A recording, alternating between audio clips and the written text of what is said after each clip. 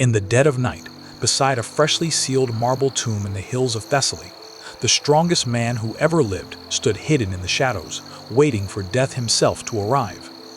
He was not waiting for a monster or an army. He was waiting for Thanatos, the winged god of death, who comes in the dark for every mortal soul and has never once gone home empty-handed. Heracles meant to wrestle him with his bare hands. Inside that tomb lay a young queen named Alcestis, who had done what no soldier, no friend, and no parent in her kingdom had been willing to do. She had agreed to die in another person's place. The man she died for was her own husband, a king so loved by the god Apollo that he had been offered a way to escape his appointed death, if he could only find one person willing to take it for him. When the day came, his aged father refused, his aged mother refused, and every friend he had looked away. Only his wife said yes. Why would a god hand a mortal so poisonous a gift? And what happens to a man who goes on living because the person he loved most agreed to stop? That is the story you'll hear tonight.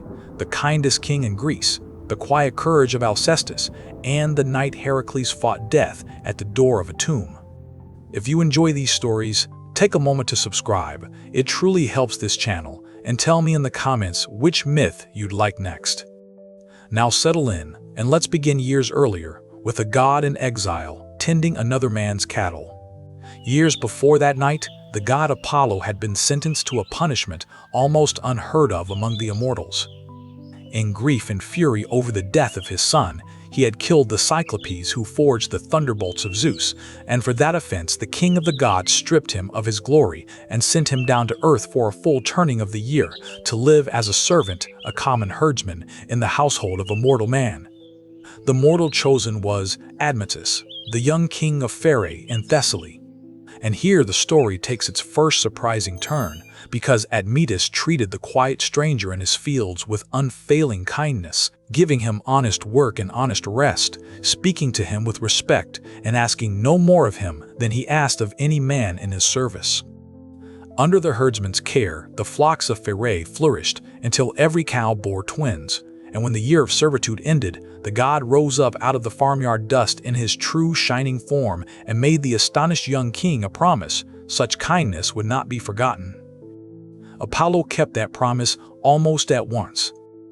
When Admetus sought to marry the princess Alcestis, whose father had sworn to give her only to a suitor who could yoke a lion and a wild boar to a single chariot, it was Apollo who tamed the two beasts and set the reins in the king's hands. But the god's greatest gift was still to come, and it would prove the most dangerous gift in all of Greek myth. Among all the powers of the Greek world, none stood more firmly beyond appeal than the Fates, the three ancient sisters who spin, measure, and cut the thread of every mortal life. Even Zeus was said to tread carefully around their work. Apollo, watching over his mortal friend, saw something in the thread of Admetus that troubled him deeply. The young king's life had been measured short, and the day of his death was already fixed, waiting for him like a stone in the road. No god could simply erase such a day. So Apollo went down to the three sisters in their dim and ancient place, and, the old poets say it with a knowing smile, he brought wine.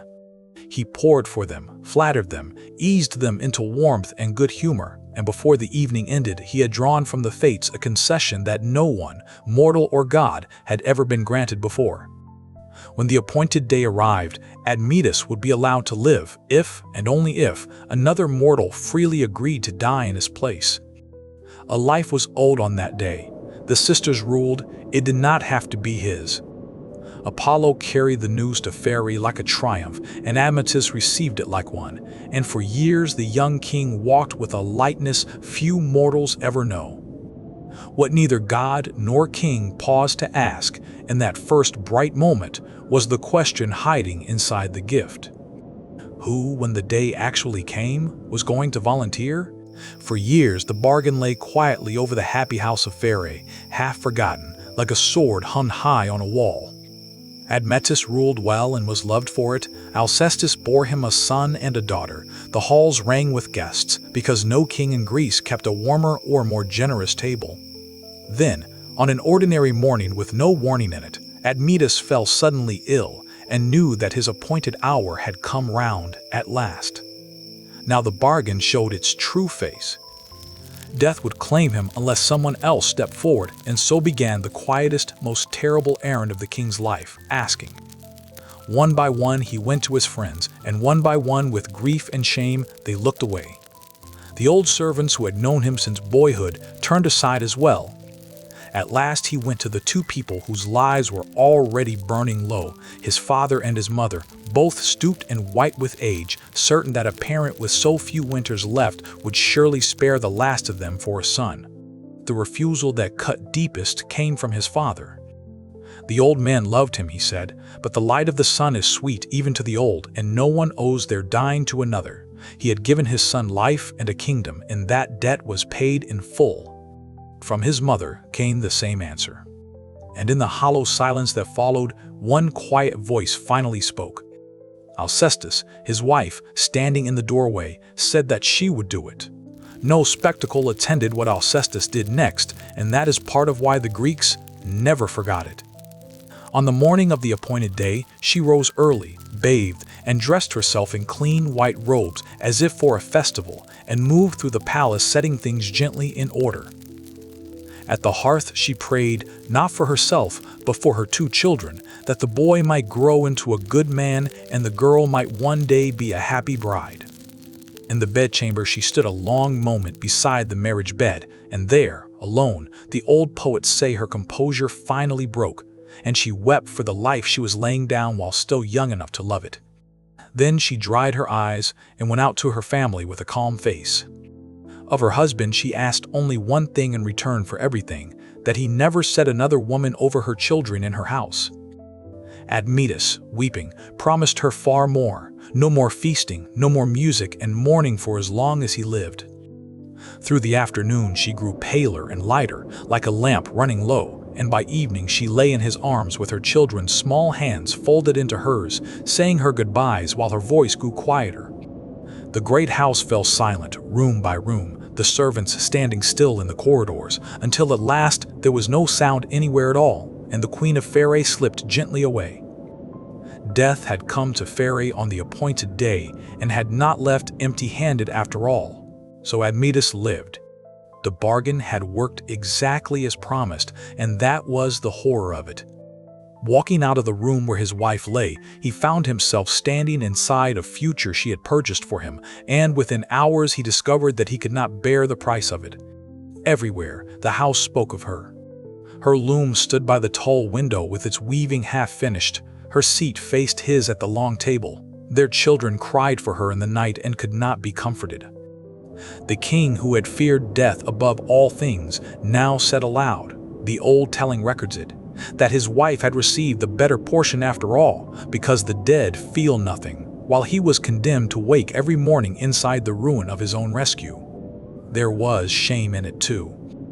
All of Greece would soon hear that the king of Pherae lived because he had let a woman die for him, and that his own father, in refusing, had shown more wisdom than the son who asked. What exactly had Apollo's kindness won him? Nothing remained but a life emptied of everything that had made it worth saving, with years of it still to come. Admetus ordered mourning throughout the kingdom, cut his hair short like a common grieving man, and buried his queen in the royal tomb on the Cypress Hill. And on the very evening of the funeral, a fist hammered cheerfully on the palace gate. The man at the gate was Heracles, son of Zeus, the same wandering hero whose long labors have been told before on this channel, and he was traveling north to Thrace, sent to capture the man-eating horses of a savage king. Pherae was a natural place to rest, because the friendship of Admetus was famous across Greece, and his door had never once been closed to a guest. And here, Admetus did something strange, something poets have argued over for more than 2,000 years. Bound by the sacred law of hospitality and unwilling to send a road-worn friend out into the night, he hid the truth. He told Heracles only that a woman of the household had died, no blood relation, he said carefully, and ordered the guest rooms opened in the far wing of the palace, where the sounds of mourning would not carry. So it came about that on the night of the queen's funeral, Heracles sat alone in a distant hall, crowned with flowers, eating enormously, drinking deep, and singing loudly over his wine, while the rest of the house wept in the dark. An old servant, sent to wait on him, could not keep the grief out of his face, and Heracles, warm, half-drunk, and kind at heart, pressed him to drink and demanded to know why a well-run house wore such a sour expression. The servant's control finally broke. The woman being mourned that night, he said, was no stranger. It was Alcestis, the queen herself, dead so that the master might live. And Heracles slowly set down his cup. What rose in Heracles at that moment was shame first, and then something far harder underneath it. His friend had buried a wife that very day and had still opened his house, still guarded a guest's comfort with his own broken heart, and the guest had repaid him by feasting and singing while the queen lay newly sealed in her tomb. Only one gift could possibly answer a kindness like that, and no one else alive had the strength to attempt it.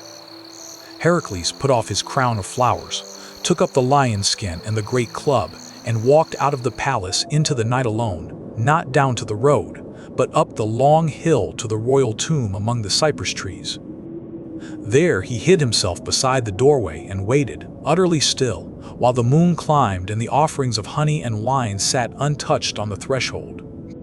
The visitor he expected was the one visitor certain to come. In the deepest hour of the night, Thanatos arrived, Death himself, dark-robed and dark-winged, drifting up the hillside to drink the offerings and lead away the soul that was owed to him. The moment those great wings folded, Heracles sprang. The old stories keep the struggle in shadow, and perhaps that is best. Two figures locked together at the door of a tomb, the strongest of all mortals with his arms around death, holding on and holding on while the night itself seemed to hold its breath. Not even death could break that grip. Toward dawn, worn down and astonished, Thanatos yielded and gave up his claim, and the door of the tomb stood open. Admetus was standing in his silent courtyard the next morning when Heracles returned, and the hero did not return alone. Beside him walked a woman wrapped and veiled from head to foot, her face completely hidden, as silent as the morning around them. Heracles offered a story so casual it was almost cruel. He had stopped at some games along the road, he said, and had won this woman as a prize, and now he needed his friend to shelter her until the labor in Thrace was done. Admetus recoiled as if struck. A strange woman under his roof, in his wife's own halls, he begged Heracles to take her to any other house in Thessaly, because even her shape and bearing, he said, were so like Alcestis that he could not look at her and breathe. But Heracles pressed him until at last, out of friendship alone, the grieving king reached out and took the veiled woman's hand. Then Heracles drew the veil away. The old play gives Admetus only a handful of broken, disbelieving words for that moment. Alcestis stood before him in the morning light, warm and breathing, returned from the very threshold of the world below. One shadow remained upon her. For 3 days she could not speak, not until her bond to the powers of the dead had been washed away, and so husband and wife simply walked back into their house, hand in hand, in a silence that no longer needed words. The Greeks told countless stories of heroes who defeated monsters, but only this one in which the thing defeated was death, and when they imagined what could win that victory, they chose not magic or cleverness, but a wife's quiet courage and a friend's fierce gratitude. If this is the kind of story you want more of, take a moment to subscribe and tell me in the comments which myth I should tell next. Sleep well.